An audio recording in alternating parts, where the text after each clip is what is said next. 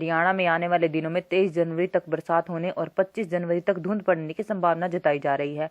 चौधरी चरण सिंह हरियाणा कृषि विश्वविद्यालय के मौसम वैज्ञानिक के अनुसार आने वाले दिनों में हरियाणा, राजस्थान, पंजाब, दिल्ली में बूंदाबांदी और बारिश होने की संभावना है। इस बारिश से किसानों को लाभ मिलेगा। गेहूं और अन्य फसलों को बारिश से काफी फायदा मिलेगा।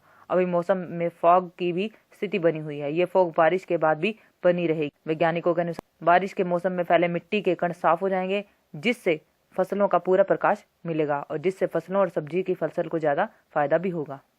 वैज्ञानिकों के अनुसार इस सीजन में विजिबिलिटी कम देखी गई है। कई जगह पर 0 तक विजिबिलिटी देखी गई है। भारत में हरियाणा, उत्तर प्रदेश, बंगाल, बिहार में फॉग की चादर फैली हुई है। आने वाले दिनों में 23 तारीख के आसपास एक WD वेस्टर्न डिस्टर्बेंस बनने की संभावना है, जिसकी वजह से इस एरिया में हरियाणा, पंजाब, राजस्थान, दिल्ली में कहीं कहीं बूंदाबांदी होने की संभावना है।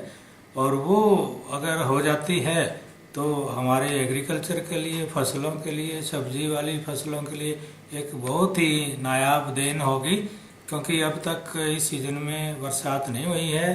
और उन फसलों के लिए जो बरसात पे आधारित हैं, रेतीली ज़मीनों में, जैसे सरसों है या चना है, जिन पे जो बरसात पे आधारित है, उनके लिए अगर ये बरसात मिल जाती है तो सोने का काम करेगी। आज न्यूज के लिए हिसार से प्रवीण कुमार की रिपोर्ट। प्लीज हमारे चैनल को सब्सक्राइब करें और देखी गई वीडियो को लाइक और शेयर जरूर करें।